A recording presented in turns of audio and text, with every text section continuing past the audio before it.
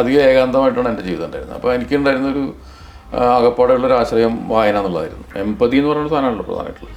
എഴുത്തിൻ്റെ അടിസ്ഥാനപരമായ കാര്യം അതാണ്. ഇളയരാജ വളരെ സ്ട്രിക്റ്റാണ്, വളരെ പ്രശ്നമാണെന്നൊക്കെ എല്ലാവരും പറഞ്ഞിരുന്നു. പക്ഷെ എൻ്റെ അനുഭവം മറിച്ചാണ്. പാട്ടിനെ അതേ സീരിയസ്നെസ്സിൽ കാണുന്നില്ല. പല പാട്ടുകളും സിനിമയ്ക്ക് ശേഷവും ജീവിക്കുന്നുണ്ട്. പല ആൾക്കാരും ഈ ഗാനരചന വളരെ എളുപ്പത്തിലുള്ളൊരു കാര്യം ആണെന്ന് വിചാരിക്കുന്നുണ്ട്. ഇപ്പോൾ രചയിതാവിനാണ് പണി. എല്ലാ പ്രിയപ്പെട്ട പ്രേക്ഷകർക്കും നമസ്കാരം. പ്രഗത്ഭരായ വ്യക്തികൾ വ്യത്യസ്തങ്ങളായിട്ടുള്ള മേഖലകളിൽ നിന്ന് വന്ന് നമ്മളോട് സംബന്ധിക്കുന്ന സായാഹ്ന സംഭാഷണ പരമ്പരയുടെ അടുത്ത ഒരു എപ്പിസോഡാണ്. മലയാളികൾക്ക് ഏറെ പ്രിയങ്കരനായ ഗാനരചയിതാവും കവിയും എഴുത്തുകാരനുമായ ശ്രീ റഫീഖ് അഹമ്മദാണ് ഇന്ന് നമുക്കിപ്പോൾ ഉള്ളത്. ജേർണലിസ്റ്റും ഓഥറുമായ അമിത പ്രകാശ് ശ്രീ റഫീഖ് അഹമ്മദുമായി നടത്തിയ അഭിമുഖത്തിന്റെ അവസാന എപ്പിസോഡാണ്. മിക്ക കലാകാർക്കും എല്ലാവർക്കും ആണെന്നുണ്ടെങ്കിലും കലയോട് താവുന്നത് എന്തെങ്കിലും എന്താ പറയുക, ചെറുപ്പകാലം തൊട്ടിട്ടുള്ള എന്തെങ്കിലും ഇൻഫ്ലുവൻസ് ആയിരിക്കും. ചിലപ്പോൾ ആരെങ്കിലും സമ്മാനിച്ച പുസ്തകത്തിൽ നിന്നായിരിക്കാം, അല്ലെങ്കിൽ വീട്ടിൽ നിന്ന് കേട്ട കഥകളായിരിക്കാം, അല്ലെങ്കിൽ വായിച്ചതായിരിക്കാം, അല്ലെങ്കിൽ കണ്ട സിനിമകൾ, അങ്ങനെ എന്തെങ്കിലും ആയിരിക്കാം. ആ രീതിയിൽ സാറിന് ഈ ചെറുപ്പകാലത്ത് നിന്ന് ഇൻഫ്ലുവൻസ് ചെയ്തിട്ടുള്ളത് എന്താണ് ഇങ്ങനെ എഴുത്തിലേക്ക്? ചെറുപ്പകാലത്ത് എൻ്റെ വീട്ടിൽ പിന്നെ ഒരു വായനയുടേതായിട്ടുള്ളൊരു അന്തരീക്ഷം ഉണ്ടായിരുന്നു. എൻ്റെ ഫാദർ ഒരു അധ്യാപകനായിരുന്നു. ഞാൻ വീട്ടിലെ ഏറ്റവും ചെറിയ ഒരു ആളാണ്. കാരണം എൻ്റെ മുകളിൽ കുറേ സിസ്റ്റേഴ്സും ബ്രദേഴ്സൊക്കെ ഉണ്ട്. അവരൊക്കെ നല്ല വായനാശീലമുള്ളവരായിരുന്നു. അപ്പോൾ ചെറുപ്പം മുതലേ അവർ വായിക്കുന്നു, അവർ പറയുന്നതൊക്കെ കേട്ടിട്ടുള്ള ഒരു ഇൻഫ്ലുവൻസ് എനിക്കുണ്ടാവും. പിന്നെ സ്കൂളിലൊക്കെ വന്നു കഴിഞ്ഞപ്പോഴും വായന എന്ന് പറയുന്നത് എനിക്ക്, കാരണം ചെറുപ്പത്തിൽ ചില അസുഖങ്ങളൊക്കെ ഉണ്ടായതുകൊണ്ട് അധികം കൂട്ടുകൂടി കളിക്കാനോ അങ്ങനെയൊന്നും പോയിട്ടില്ല. അപ്പോൾ അധികം ഏകാന്തമായിട്ടാണ് എൻ്റെ ജീവിതം ഉണ്ടായിരുന്നത്. അപ്പോൾ എനിക്കുണ്ടായിരുന്നൊരു ആകപ്പാടെയുള്ളൊരു ആശ്രയം വായന എന്നുള്ളതായിരുന്നു. അപ്പോൾ വായനയിലൂടെയാണ് എനിക്ക് ഇതിനോടുള്ള താല്പര്യം ഉണ്ടായിട്ടുള്ളത്. സാറിൻ്റെ ഈ ബയോഗ്രഫി എല്ലാത്തിലും ചെക്ക് ചെയ്തപ്പോഴാണെന്നുണ്ടെങ്കിലും എനിക്കൊരു ക്യൂരിയസ് ആയി തോന്നിയിട്ടുള്ള ഒരു സംഗതി എന്താണെന്ന് വെച്ചിട്ടുണ്ടെങ്കിൽ, സാർ ഈ ഗേർഷോം, പെരുമഴക്കാലം, പരദേശി, കഥാമ, സ്വപ്നസഞ്ചാരി, ആദാമിൻ്റെ മകൻ അബു, ആടുജീവിതം, ഇതൊക്കെ എഴുതുന്ന സമയത്ത് ഇതിനെല്ലാത്തിനും ഒരു സിമിലർ ആയിട്ടുള്ള കോൺസെപ്റ്റ് എന്ന് വെച്ചിട്ടുണ്ടെങ്കിൽ ഒരു പ്രവാസിയുടെ കഥ പറയുന്നതാണ്. അതും ഈ സിനിമകളിലെല്ലാം സംഗീതം എന്ന് പറഞ്ഞാൽ വളരെ അതിമനോഹരമായിട്ടും, അതായത് ആ ഗാനം കേട്ടാൽ നമുക്ക് ആ സിനിമയിലെ മൊത്തം ഇമോഷൻസ് അറിയാൻ പറ്റും, ആ ഒരു ക്യാരക്ടർ അനുഭവിക്കുന്ന വിഷമം മനസ്സിലാക്കാൻ പറ്റും. അതിന് പ്രത്യേകിച്ച് സിനിമ മുഴുവൻ കാണണം പോലില്ല, അത്രയും ശക്തിയായ വരികളും ഇതുമാണ്. അപ്പോൾ അത് അത്രയും ഉൾക്കൊണ്ട് എഴുതാനായിട്ടും അതിനെ കറക്റ്റായിട്ട് ഇമോഷൻസ് ആളുകളിൽ എത്തിക്കാനായിട്ടും സാറിന് പേഴ്സണലി എന്തെങ്കിലും രീതിയിലുള്ള അങ്ങനത്തെ ഒരു അനുഭവങ്ങളോ, അല്ലെങ്കിൽ ജസ്റ്റ് ഈ സംവിധായകർ പറഞ്ഞു തന്നിട്ടുള്ള ആ ഒരു സാറിൻ്റെ ഇമാജിനേഷൻ ഉണ്ടാക്കിയിട്ടുള്ളതാണോ? അല്ല, പ്രധാനമായിട്ടും ഒന്നാമതെന്ന് വെച്ചാൽ ഇത്തരം പ്രമേയങ്ങൾ എനിക്ക് എന്നെ ഏൽപ്പിക്കുന്നതാണല്ലോ, ഞാൻ ആവശ്യപ്പെടുന്നതല്ലല്ലോ. പക്ഷേ ഈ പറഞ്ഞ പോലെ പ്രവാസത്തിൻ്റെ കാര്യങ്ങളിൽ എനിക്ക് ഞാൻ പ്രവാസിയൊന്നും ആയിരുന്നില്ല. പക്ഷേ അതെനിക്ക് നല്ല അടുത്തറിയാവുന്ന ഒരു കാര്യമാണത്. കാരണം എൻ്റെ വീട്ടിൽ തന്നെ പലരും പുറത്ത് പോയിട്ടുള്ള ആൾക്കാരാണ്, കുടുംബത്തിൽ ഒരുപാട് ആൾക്കാർ പോയിട്ടുള്ളതാണ്, സുഹൃത്തുക്കൾ ഒരുപാട് ആൾക്കാർ പോയിട്ടുള്ളതാണ്. അപ്പോൾ അവരുടെ ആയിട്ടുള്ള ഒരുപാട് കമ്മ്യൂണിക്കേഷൻ എനിക്കുണ്ട്. അപ്പോൾ ഇന്നത്തെ പ്രവാസം പോലെയൊന്നും അല്ല പഴയ ഒരു 70കളിലൊക്കെ ഉണ്ടായിരുന്നത്. കുറേ കൂടി കഠിനമായിട്ടുള്ള കാര്യം. ഇപ്പം നമ്മൾ കമ്മ്യൂണിക്കേഷൻ്റെ കാര്യങ്ങളിലൊക്കെ ഒരുപാട് മുന്നോട്ട് പോയതുകൊണ്ടും യാത്രാ സൗകര്യങ്ങൾ വർദ്ധിച്ചതുകൊണ്ടും മറ്റ് പലതരത്തിലുള്ള വ്യത്യാസങ്ങളുണ്ടായതുകൊണ്ടൊന്നും ഇപ്പോൾ ദുബായ് അല്ലെങ്കിൽ അബുദാബി പോലുള്ള സ്ഥലത്ത് പ്രവാസമൊന്നും വലിയ പ്രവാസമായിരുന്നു വിചാരിക്കുന്നില്ല. പക്ഷെ പണ്ടങ്ങനെ ആയിരുന്നില്ല. പണ്ടൊരു കത്ത് വരണമെങ്കിൽ 1-2 ആഴ്ച, മാസങ്ങളൊക്കെ എടുക്കണം. ഒരു കത്ത് മാത്രമേ ഉള്ളൂ. ഫോൺ ചെയ്യണമെങ്കിലും ബുദ്ധിമുട്ടായിരുന്നു. അങ്ങനെയൊക്കെയുള്ളൊരു പ്രവാസകാലം ഉണ്ടായിരുന്നല്ലോ. അപ്പോൾ അത്തരം ആളുകളെക്കായിട്ട് എനിക്ക് അടുത്ത് അറിയാം. എൻ്റെ കുടുംബത്തിൽ തന്നെ ഉണ്ടായിരുന്നു, എൻ്റെ ചുറ്റുപാടുണ്ടായിരുന്നു. അപ്പോൾ അങ്ങനെ അതെനിക്ക് പെട്ടെന്ന് എനിക്കതിനെ അസോസിയേറ്റ് ചെയ്യാൻ പറ്റും. അത്തരം കാര്യങ്ങൾ എനിക്ക് ഉൾക്കൊള്ളാൻ പറ്റും. ഞാൻ പ്രവാസത്തിൽ നിന്ന് പോയിട്ടില്ലെങ്കിൽ പോലും എനിക്കത് ഉൾക്കൊള്ളാൻ പറ്റും. എമ്പതി എന്ന് പറയുന്ന സാധനമാണല്ലോ പ്രധാനമായിട്ടുള്ളത്. എഴുത്തിൻ്റെ അടിസ്ഥാനപരമായ കാര്യം അതാണ്.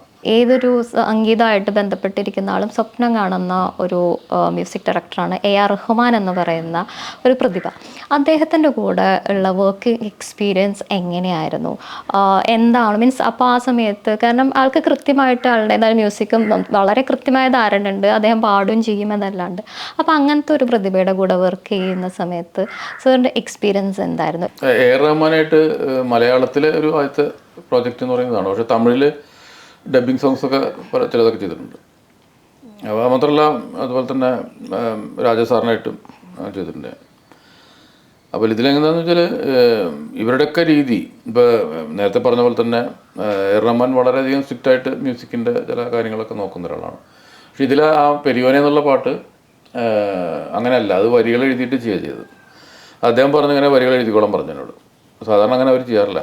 ട്യൂൺ വളരെ കൃത്യമായിട്ട് ട്യൂൺ ചെയ്തതിന് ശേഷമാണ് ഇത് വരികൾ എഴുതിയിട്ട് ആ വരികൾക്ക് ട്യൂൺ ചെയ്യുക ചെയ്തത്. എന്നിട്ട് അതിലൊരു ഹുക്ക് ലൈൻ പോലെ ഒരു പെരിയോനെ എന്നുള്ളത് അവർ ചേർക്കുക ചെയ്തത്. അങ്ങനെ ചേർക്കാൻ അവരുടെ എൻ്റെ സമ്മതത്തോട് കൂടിയിട്ട്. പിന്നെ മറ്റേ പാട്ട് വേറെ പാട്ടും കൂടി ഉണ്ട്, നിന്നെ കിനാവ് കാണും, അത് ട്യൂൺ ചെയ്തിട്ടുള്ളതാണ്. അപ്പോൾ എനിക്ക് വലിയ ബുദ്ധിമുട്ടും തോന്നിയിട്ടില്ല. ഞാൻ വിചാരിച്ചത് ഈ പറഞ്ഞ പോലെ ഒരുപാട് കോംപ്ലിക്കേഷൻസ് വരുമോ, ശരിയാവും. പക്ഷേ വളരെ സിമ്പിളായിട്ട് എനിക്കിത് ചെയ്യാൻ പറ്റി ഭാഗ്യവശാൽ. 2 പാട്ടും മറ്റേ പാട്ട് പിന്നെ 3 പാട്ട് ചെയ്തിട്ടുണ്ട്. എല്ലാ പാട്ടും അധികം കറക്ഷൻസോ പിന്നെ ഒന്നും വേണ്ടി വന്നിട്ടില്ല. കൃത്യമായിട്ട് ചെയ്യാൻ പറ്റിയിട്ടുണ്ട്. എനിക്ക് നല്ലൊരു അനുഭവമായിട്ടാണ് തോന്നിയിട്ടുള്ളത്. അതുപോലെ തന്നെയാണ് ഇപ്പോൾ ഈ നമ്മുടെ രാജാ സാറിൻ്റെ കാര്യത്തിലും.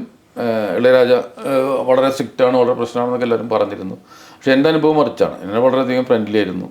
അദ്ദേഹത്തിന് അടുത്ത് പോയിരുന്നിട്ട് തന്നെയാണ് ചെയ്തത്, നേരിട്ട് ഇരുന്നിട്ടാണ്. ഇത് പിന്നെ റഹ്മാനായിട്ട് അങ്ങനെ ആയിരുന്നില്ല.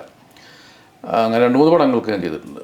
അതൊക്കെ തന്നെ നല്ലൊരു അനുഭവമായിട്ടാണ് എനിക്കുള്ളത് തോന്നിയിട്ടുള്ളത്. അപ്പോൾ റഹ്മാൻ സാറായിട്ട് ഒരുമിച്ചിരുന്ന് മീറ്റ് ചെയ്യാനോ അങ്ങനത്തെ ഇല്ല, ഞങ്ങൾ ഈ ഇതിൽ മാത്രം ഈ നേരിട്ട് ഉണ്ടായിട്ടില്ല, നേരിട്ട് ഇരിക്കാൻ പറ്റിയിട്ടില്ല. അതേപോലെ തന്നെയാണ് ഈ റസൂൽ പൂക്കുട്ടി സാറുമായിട്ടും ഉണ്ടായിരുന്നു, വർക്ക് ചെയ്തിരുന്നു പറഞ്ഞത്. അപ്പം അദ്ദേഹമായിട്ടുള്ള വർക്കിംഗ് എക്സ്പീരിയൻസ് എങ്ങനെയാണ്? അദ്ദേഹം വളരെ ഫ്രണ്ട്ലി ആയിട്ടുള്ള, വളരെ ഡൗൺ ടു എർത്ത് ആയിട്ടുള്ള മനുഷ്യനാണ്. വളരെ ഹമ്പിളായിട്ടുള്ള ആളാണ്. അപ്പോൾ അദ്ദേഹമായിട്ട് ഞങ്ങൾ ഒരുപാട് യാത്ര ചെയ്യും, ഒരുമിച്ച് താമസിക്കുകയും ഒക്കെ ചെയ്തിട്ടുണ്ട്. ഒരുപാട് നല്ലൊരു അനുഭവമാണ് എനിക്കത്. ഈ മൾട്ടിലിംഗ്വൽ പ്രൊജക്ട്സുകൾക്ക് ഇപ്പോൾ പറഞ്ഞു മലയാളത്തിലേക്ക് ഡബ് ചെയ്യുന്ന മൾട്ടിലിംഗ്വൽ പ്രൊജക്ട്സ്, അതായത് ഇപ്പോൾ പൊന്നിയിൻ സെൽവൻ്റെ ഒക്കെ മലയാളം എഴുതിയിട്ടുള്ളത് സാറായിരുന്നു. അപ്പോൾ എങ്ങനെയാണ് എന്താ പറയുക ഈ ബാക്കിയുള്ള, കാരണം നമ്മൾക്ക് എപ്പോഴും ഒരു തമിഴ് കൾച്ചറുള്ള ഒരു ഓൾറെഡി നമുക്കറിയാം അവിടെ ആ ഒരു ഗാനം റിലീസ് ചെയ്യുന്നുണ്ടെന്ന്. അപ്പോൾ അതിൻ്റെ തന്നെ മലയാളം എഴുതുന്ന സമയത്ത് എന്താ പറയുക നമുക്ക് ഒരുപാട് റെസ്ട്രിക്ഷൻസ് കൂടുതലാണ്. കാരണം കൾച്ചറൽ ആയിട്ടുള്ള അവിടെ മാച്ച് ചെയ്യുന്ന വരികളായിരിക്കണം, വേർഡ്സുകളായിരിക്കണം, അതിൻ്റേതായ പിന്നെ ഇവൻ ഓൾറെഡി ചെയ്തു വെച്ചിരിക്കുന്ന ആ വരികളെ മാച്ച് ചെയ്യുന്നതായിരിക്കണം. ഒരിക്കലും രണ്ടും 2 രീതിയിലാവുന്നത്. കാരണം ഒരുപാട് പാട്ടുകളിലാണെന്നുണ്ടെങ്കിൽ ഇപ്പോൾ ബാഹുബലിയുടെ ഒക്കെ ആണെന്നുണ്ടെങ്കിൽ ചില മലയാളം പാട്ട് വരുന്ന സമയത്തും ചില ട്രോളുകൾ പോലും വന്നിട്ടുണ്ട്. അപ്പോൾ അങ്ങനെ ഇരിക്കുന്ന സമയത്ത് എങ്ങനെയാണ് ആ ഒറിജിനൽ തന്നെ കംപ്ലീറ്റ് എന്താ പറയുക അതിൽ നിന്നും ഒരുപാട് ഡീവിയേറ്റ് ചെയ്യാണ്ട് അതിൽ തന്നെ കറക്റ്റായിട്ട് ചെയ്യാനായിട്ട് പറ്റിയത്? എന്തൊക്കെയാണ് ആ ചാലഞ്ചസ് സാർ ഫേസ് ചെയ്തത്? ഈ ഡബ്ബിങ് സോങ്സ് പലപ്പോഴും നമ്മൾ പണ്ട് മുതലുണ്ട്. ഇപ്പോൾ പഴയ പിന്നെ കാലത്തെ ഉണ്ട്. ഇപ്പോൾ ഉദാഹരണമായിട്ട് ഇപ്പോൾ അതൊക്കെ ഇല്ലേ ഈ എന്താണ് ചിന്നും വെൺ താരത്തിൻ ആനന്ദലീല എന്നൊക്കെ പഴയ. അപ്പോൾ അങ്ങനെ പഴയ പാട്ടുകളൊക്കെ നമുക്ക് പെട്ടെന്ന് തന്നെ മനസ്സിലാവും ഇത് ഡബ്ബ് ആണല്ലോ എന്ന് നമുക്ക് തോന്നും. അതെനിക്ക് അറിയാമായിരുന്നു. അതുകൊണ്ട് ഞാൻ നമുക്ക് എന്നോട് ഇതിങ്ങനെ ആദ്യം തന്നെ ആദ്യത്തെ ഡബ്ബിങ് സോങ് അത് കുറേ വർഷങ്ങൾക്ക് മുമ്പാണ്. വസന്തപാലയുടെ മറ്റു പടം വന്നു. ആ പടം എനിക്ക് പെട്ടെന്ന് ഓർമ്മ വരുന്നില്ല. അപ്പോൾ അതിന് വന്നപ്പോൾ ഞാൻ പറഞ്ഞൊരു കാര്യം എന്താ വെച്ചാൽ ഞാനിത് ചെയ്യാം, പക്ഷേ നിങ്ങളുടെ അതേപടി ഈ വേർഡ് ടു വേർഡ് ഇതെനിക്ക് പറ്റില്ല. നിങ്ങളെന്താണോ ഉദ്ദേശിക്കുന്നുള്ള ആശയം വെച്ചുകൊണ്ട് അങ്ങനെയാണെങ്കിൽ ചെയ്യാം. അപ്പോൾ അതവർ സമ്മതിക്കുകയാണ് ഞാൻ ചെയ്തത്. അങ്ങനെയാണ് ഇതിലൊക്കെ ഉണ്ടായിട്ടുള്ളത്. ചിലതിലൊക്കെ നമുക്ക് വേർഡ് ടു വേർഡ് പറ്റും. കാരണം മലയാളം തമിഴാകുമ്പോൾ ഏകദേശം ഒരേപോലത്തെ പല വാക്കുകളും സെയിമാണ്. പക്ഷെ കന്നഡ തെലുങ്കൊന്നും ആകുമ്പോൾ അങ്ങനെ ആയിക്കൊള്ളുന്നില്ല, കുറേ വ്യത്യാസങ്ങൾ വരും. അപ്പോൾ അതുകൊണ്ട് പിന്നെ അതേപോലത്തെ വാക്കുകളോ ആശയം മാത്രമേ നമുക്ക് എടുക്കാൻ പറ്റുള്ളൂ. ഇപ്പോൾ ഇപ്പോഴത്തെ സാധാരണ മുമ്പ് ഈ ഡബ്ബിങ് സോങ്സ് എഴുതുന്ന ആൾക്കാർക്ക് പറ്റുന്നൊരു അപകടം എന്താ വെച്ചാൽ അവർ അതേ വാക്കുകളുടെ അതേപോലെ തന്നെ ഒരു ട്രാൻസ്ലേഷന് വേണ്ടി ശ്രമിക്കുമ്പോഴാണ് കുഴപ്പം വരുന്നത്. അപ്പോൾ വളരെ കൃത്യമായിട്ട് മാറും. നമ്മൾ അങ്ങനത്തെ ട്രാൻസ്ലേഷൻ വേണ്ടി ശ്രമിക്കരുത്.